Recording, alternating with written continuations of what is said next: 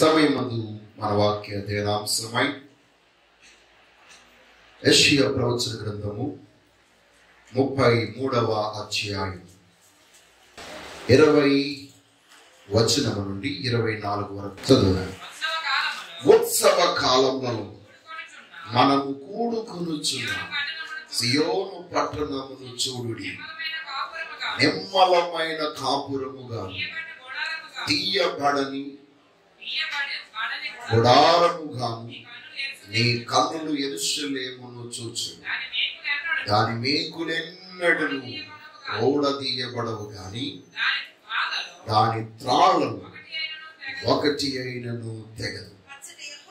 అచ్చట యెహోవా ప్రభావము గలవాడు మన పక్షమున నుండును. అది విశాలమైన నదులను కాలువలను ఉన్నత స్థలముగా ఉండును. అందులో చెట్ల వాడ ఏది నడవదు, గొప్ప వాడ అక్కడికి రాదు. యెహోవా మనకు న్యాయాధిపతి, యెహోవా మన శాసనకర్త, యెహోవా మన రాజు. ఆయన మనలను రక్షించు. నీ వాడత్రాలు వదిలిపోయెను, వాడవారు తమ కొయ్య అడుగును దిట్టపరచను. చాపను విప్పి పట్టరు. కాగా విస్తారమైన దోపుడు సొమ్ము విభాగింపబడును. కుంటి వారే దోపుడు సొమ్ము పంచుకొందురు.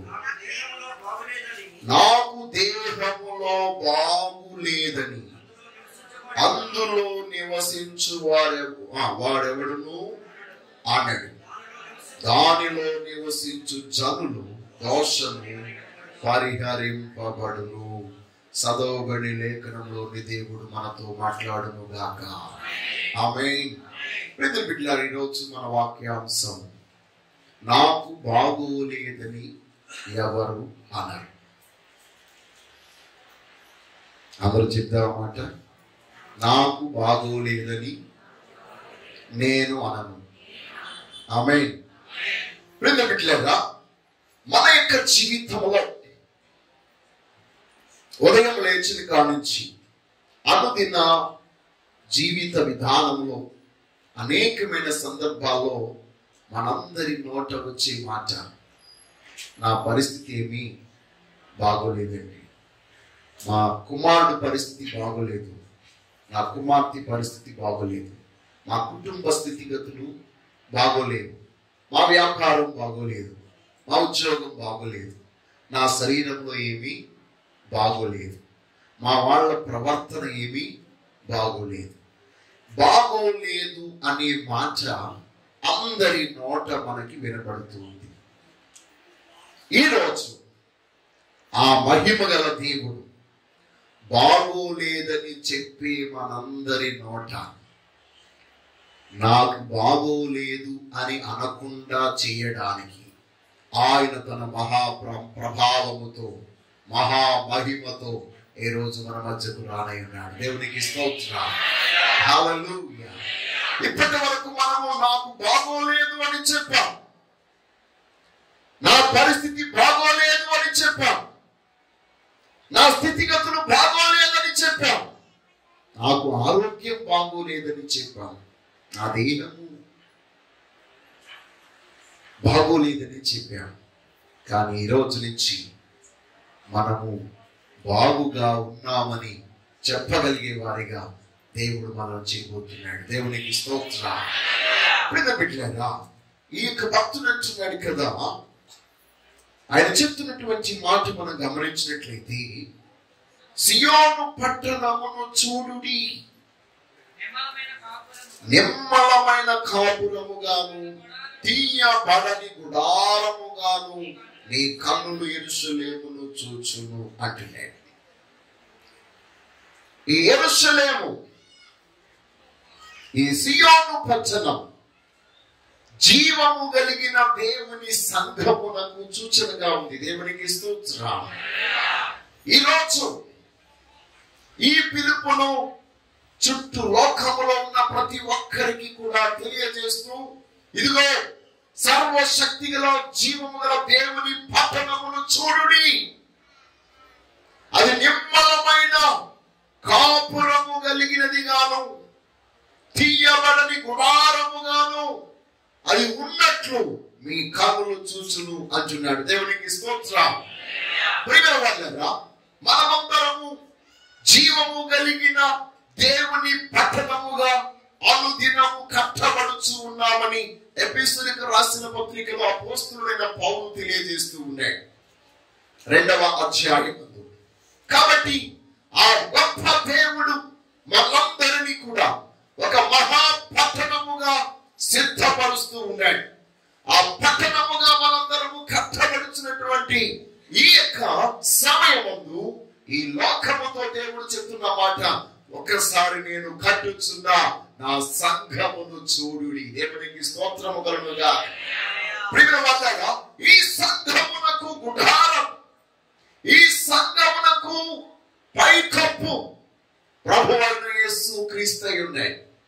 ఆయన శరీరం అనే గుడారం ఎప్పటికీ శిథిలము కానిది. మన గుడారము శిథిలమైపోయేది. అపోస్తలుడైన పౌలు కొరింథీయులకు రాసిన 2వ పత్రిక 5వ అధ్యాయం ప్రారంభ వచనంలో తెలియజేస్తున్నటువంటి మాట, భూమి మీద మన గుడారమైన ఈ నివాసము శిథిలమైపోయినను చేతి పని కాక దేవుని చేత కట్టబడినది నిత్యమైనదినైనా నివాసం పరలోకమందు మనకున్నది. దేవునికి స్తోత్రం కలుగునుగా. ప్రతి బిడ్డలారా, ఆ పరలోకమందున నిత్య నివాసమైన గుడారమే ప్రభువైన యేసు క్రీస్తు. దేవునికి స్తోత్రం కలుగునుగాక. ఇంకా మీలో ఎవరికైనా డౌట్ ఏదైనా ఉంటే, సందేహం ఏదైనా ఉంటే, కీర్తనకారుడు కూడా 90వ సంకీర్తనలో భక్తుడైనటువంటి మోషే తెలియజేస్తూ ఉన్నాడు, మనమందరి యొక్క నివాసం, మన యొక్క జీవితంలో అందరూ నివాసం చేసేటువంటి స్థలము ఏమై ఉన్నదో ఆ యొక్క కీర్తనకారుడు తెలియజేస్తూ ఉన్నాడు. 90వ సంకీర్తనలో మనం చూసినప్పుడు అంటాడు, ప్రభువా తరతరముల నుండి మాకు నివాస స్థలము నీవే, పర్వతములు పుట్టకమునకు భూమిని ఈ లోకమును నీవు పుట్టింపకమునకు యుగ యుగములు నీవే దేవుడు. తరతరములు నీవే మాకు నివాస స్థలమై ఉన్నావు.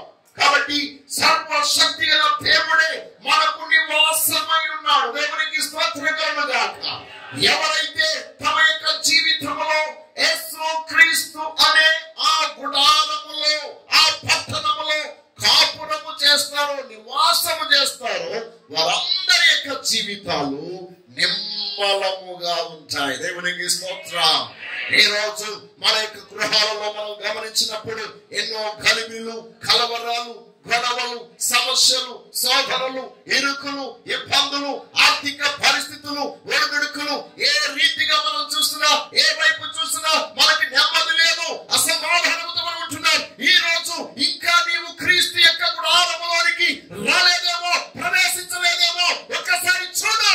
ఆ యొక్క నివాసమును చూస్తున్నట్లయితే అక్కడ ఏ విధమైన గలిబి లేదట, అక్కడ నిమ్మలముగా ఉంది. దేవునికి స్తోత్రం కలుగునుగాక. 2 చేతులు పైకెత్తి దేవుని స్తుతిద్దాం. ఈ రోజు సర్వశక్తి గల దేవుడు ఆయన సంఘములో, ఆయన ఆ సంఘానికి గుడారముగా ఉండి ఎప్పుడైతే ఆ సంఘమునకు నెమ్మదిని, సమాధానమును కలగజేస్తున్నాడు. అందుకొరకు ఏనన్నాడు, లోకములో మీకు శ్రమ కలుగుతుంది, నేను లోకమిచ్చు శాంతి నేను మీకు ఇవ్వటలేదు, నా శాంతినే మీకు నేను అనుగ్రహిస్తున్నా.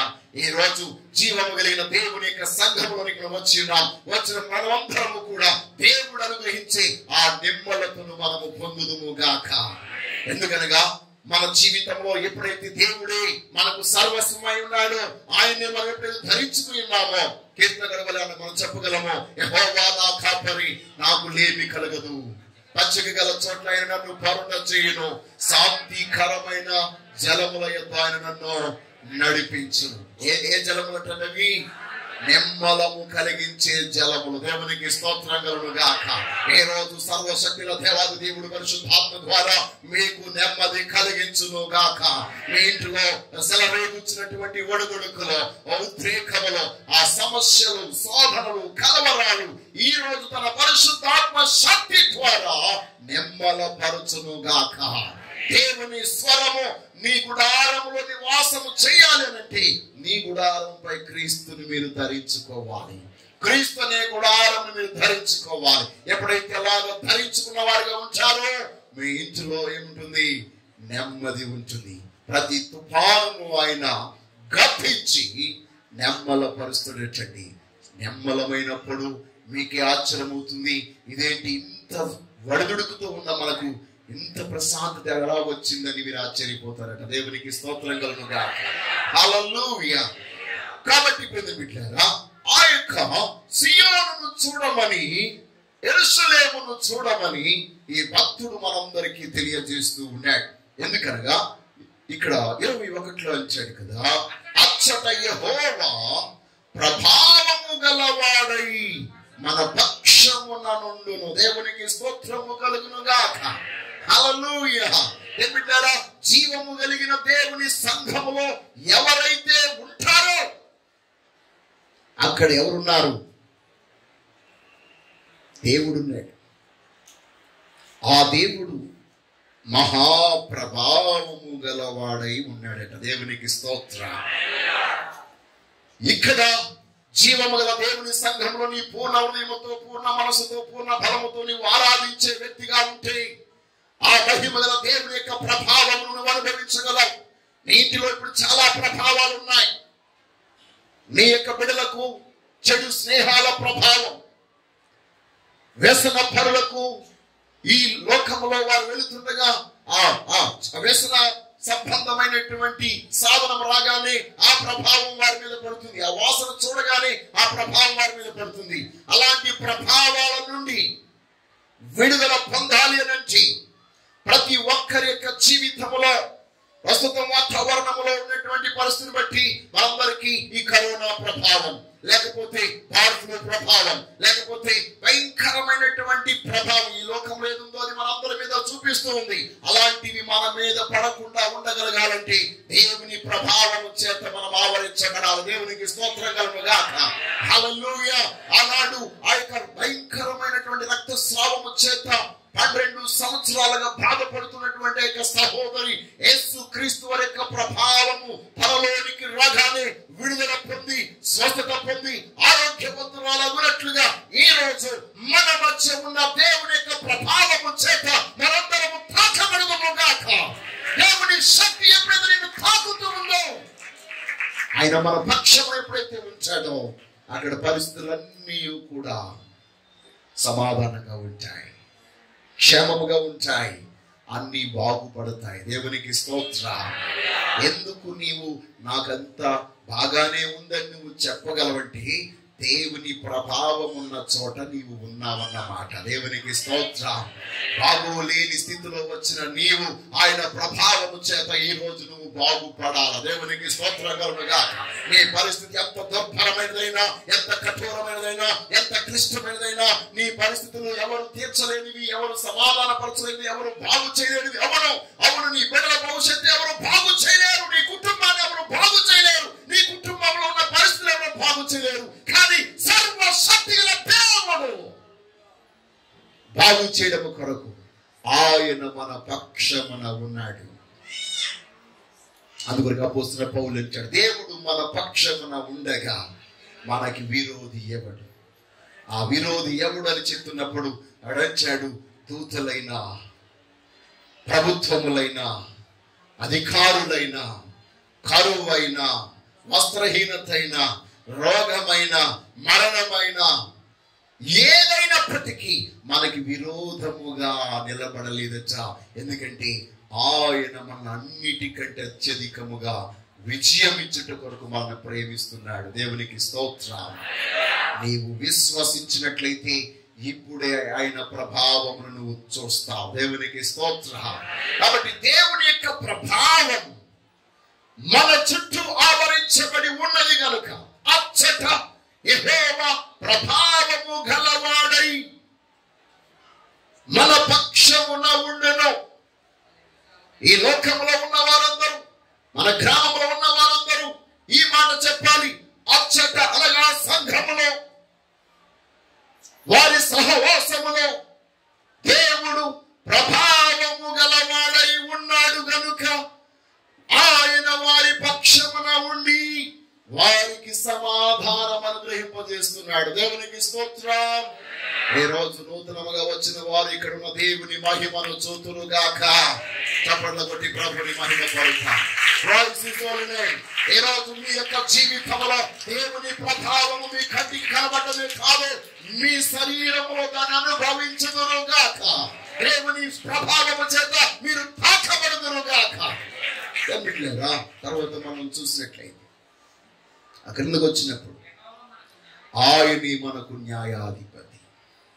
ఎందుకు మన పరిస్థితులు బాగుపడతాయి అంటే, ఈ లోకంలో ఉన్న న్యాయాధిపతులందరూ అన్యాయస్తులు. వారు ఏదో ఒకటి ఆశించి, మన దగ్గర మూల్యమును ఆశించి మనకు న్యాయం తీర్చడానికి వారు ప్రయత్నం చేస్తారు.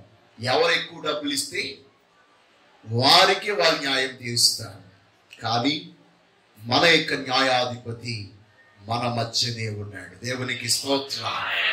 ఆయన ఖచ్చితంగా మనకు న్యాయమును తీర్చేవాడు.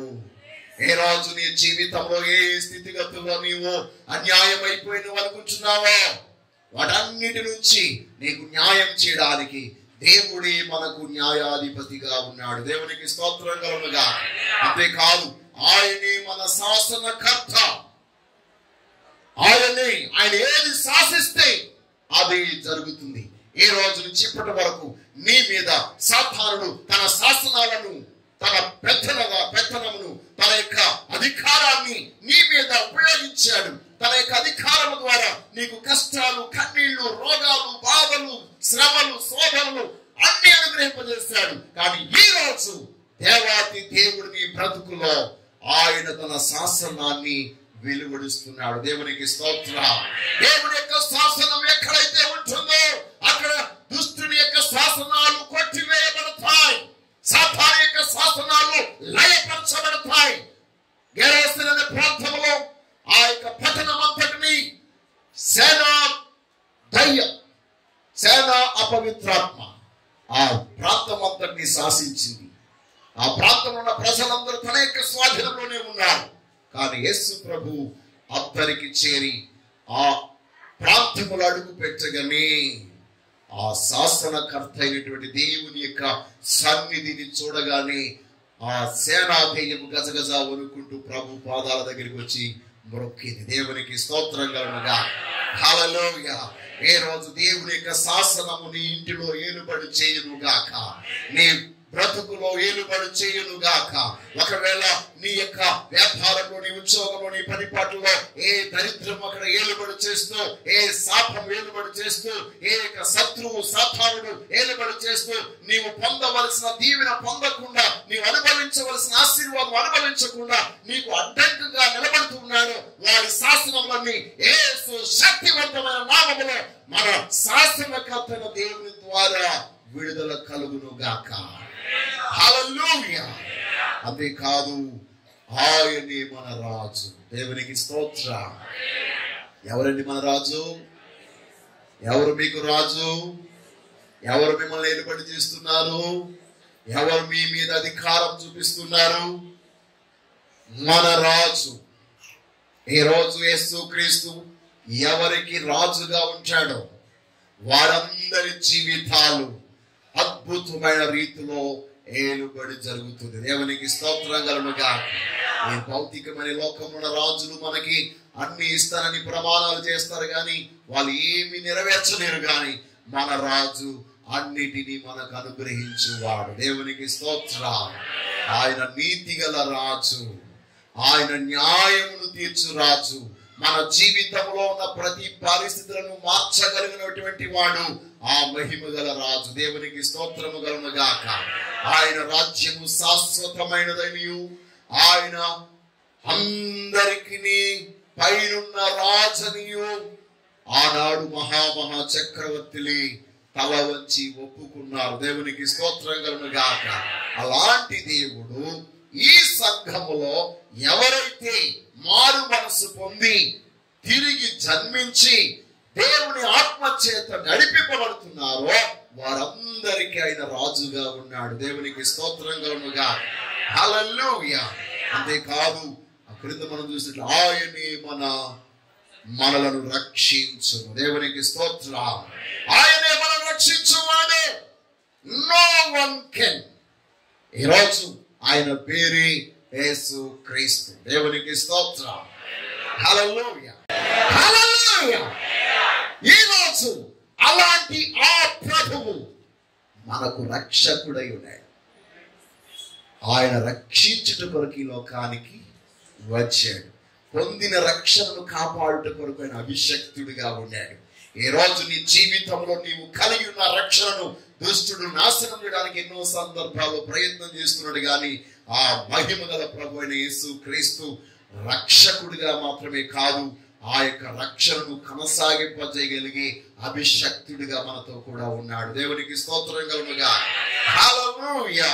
అందుకని అంటాడు, నీ వాడత్రాళ్ళు వదిలిపోయేను, వాడవారు తమ కొయ్య అడుగును దిట్టపరచరు, చాపను విప్పి పట్టరు, కాగా విస్తారమైన దోపుడు సొమ్ము విభాగింపబడును, ఇంటి వారే దోపుడు సొమ్ము పంచుకుందురు. దేవునికి స్తోత్రం.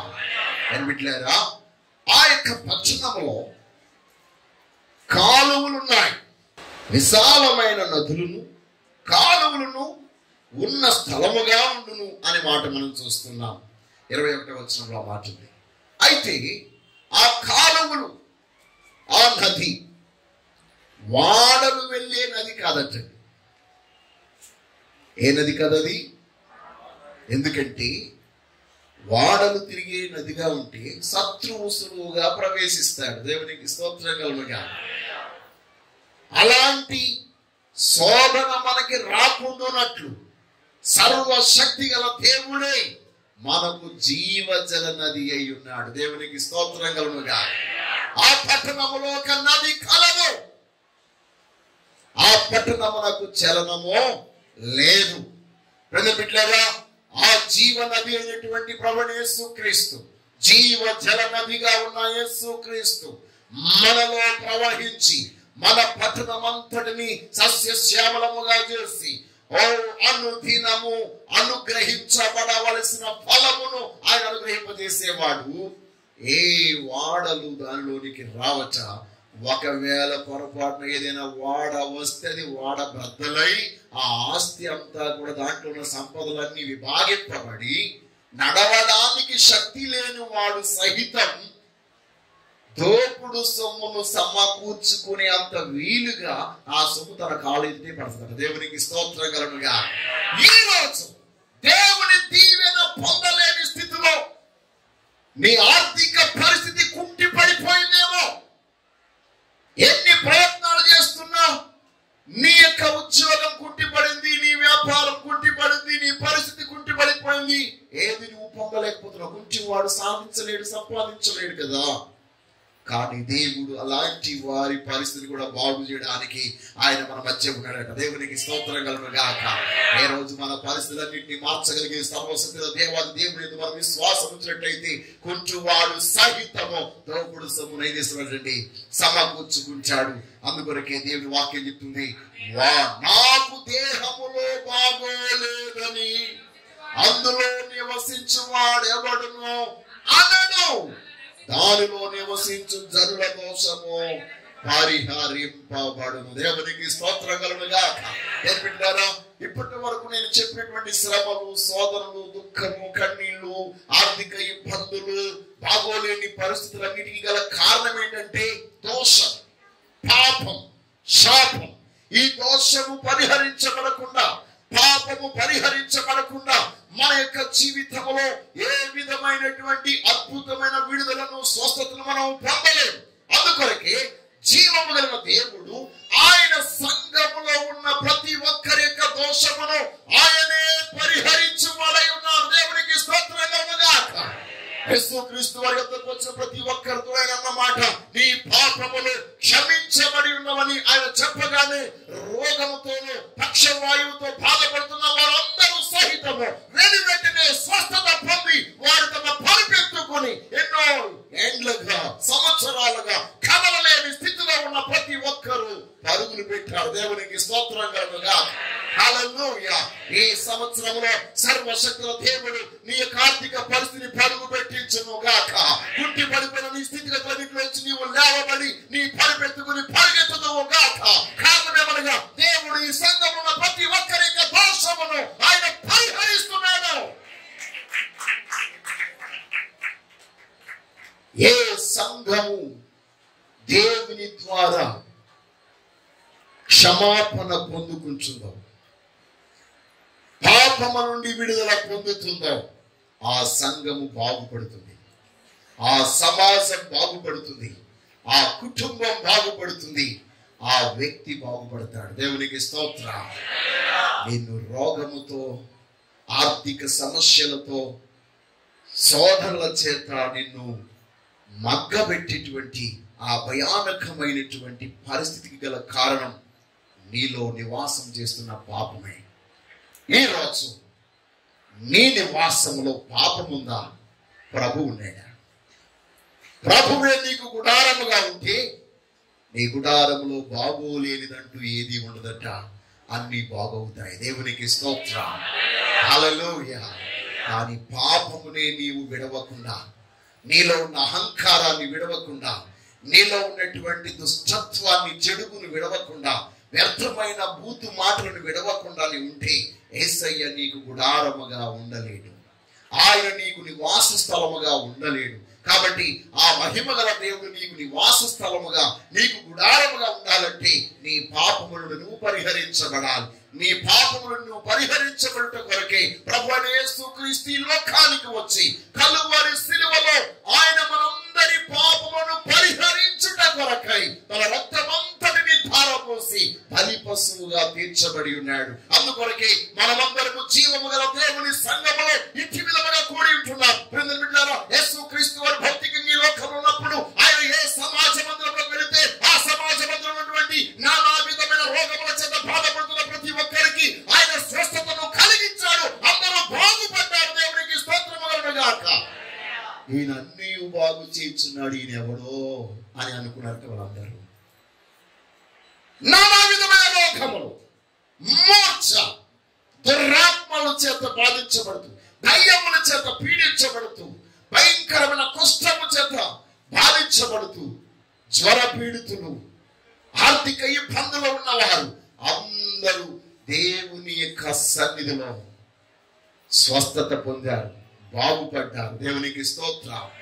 ఓచ చేయగల వారు బాగుపడ్డారు, నడుము వంగిపోయిన వారు బాగుపడ్డారు, భయంకరమైనటువంటి పరిస్థితులు కుంటి వారు బాగుపడ్డారు, రోగులు, గుడ్డి వారు స్వస్థత పొందారు, కుష్ఠ రోగులు స్వస్థత పొందారు. ఈ రోజు అలాంటి ఒక అద్భుతమైనటువంటి విడుదల మనము పొందగలగాలంటే యేసుక్రీస్తుని నివాసం మనం ధరించుకోవాలి. దేవునికి స్తోత్రం. ఈ రోజు క్రీస్తు మీకు మీ ఇంటికి గుడారముగా ఉన్నాడా? నివాస స్థలముగా ఉన్నాడా? కీర్తనగడు 91లో మహోన్నతుని చాటున నివసించువాడే, సర్వశక్తుని నీడను విశ్రమించువాడు. ఎవరైతే ఆయన గుడారములో, ఆయన రెక్కల చాటుకి, ఆయన ఆశ్రయము క్రిందకు వస్తారో వారి జీవితంలో ఎన్ని రకాలైన విషపూరితమైన బాణములు దుష్టుడు వేసినప్పటికీ ఏ బాణము మనల్ని తాకలేదట. రోగం అనే బాణము, తెగులనే బాణము, వ్యాధి అనే బాణం ఏదైనా నిన్ను తాకలేదు. కారణమేమనగా ఏ గుడారం, ఏ తెగులు నీ గుడారమును సమీపించదు. దేవునికి స్తోత్రం. కారణమేమనగా నీ గుడారం మీద యేసయ్య ప్రభావము గుడారముగా కప్పబడి ఉన్నది. దేవునికి స్తోత్రం. ఈ గొప్ప సత్యాన్ని ఎరిగినటువంటి యోగంటున్నాడు, దేవుని యొక్క తేజో మహిమ నా గుడారం మీద ఉన్నంత కాలము నాకు గౌరవం ఉన్నది. నేను వెళ్ళిన ప్రతి చోట దేవుని సన్నిధి ఉన్నది. నేను వేసే ప్రతి అడుగు తేనెలోనే పడింది. దేవునికి స్తోత్రం. దేవుని మహిమ నీ గుడారం మీద ఈ రోజు ఉండును గాక. దేవుడు నివసించే స్థలములో మనము నివాసము చేయుదుము గాక. ఇప్పటి వరకు నీ గుండెను పిండి నీ హృదయాన్ని అతలాకుతలము చేసే పరిస్థితులన్నిటి నుంచి నీ విడుదల పొందగలగాలంటే నేను బాగున్నాను అని నీవు ఎవరితోనైతే ఇప్పటి వరకు బాగోలేనని చెప్పావో వారితో ఇప్పుడు బాగున్నాను అని చెప్పగలగాలేనంటే దేవుని యొక్క గొప్ప శక్తిని నీవు ఈరోజు అనుభవించాలి. దేవునికి స్తోత్రం. ఈ లోకంలో ఉన్న వారందరూ కూడా ఇదిగో ఈ దేవుడు నివాసము చేసే ఈ సంఘమును చూడు. ఆ సంఘములో అచ్చట ఆయన మహాప్రభావము గలవాడై మన పక్షమున ఉన్నాడు. ఆయన మనకు న్యాయకర్త అయి ఉన్నాడు. ఆయనే మన విమోచకుడై ఉన్నాడు. ఆయనే మన శాసనకర్త అయి ఉన్నాడు. ఆయనే మనకు రాజు అయి ఉన్నాడు. ఆయనే మనకు రక్షణకర్త అయి ఉన్నాడు. అందుకొరకు అక్కడ బాగోలేని వారంటూ ఎవరు ఉండరు. కాబట్టి ఈ రోజు మనమందరము కూడా ఆ గొప్ప దేవుని యొక్క సన్నిధిని అనుభవిద్దాం. ఆ మహిమ గల దేవుని యొక్క కృపకు పాత్రులమవుదాం. అలాంటి ఉన్నతమైన స్థితిలోనికి మనందరం ఎదుగునట్లు దేవుడు మనను చేయును గాక. ఆమేన్. ఆమేన్.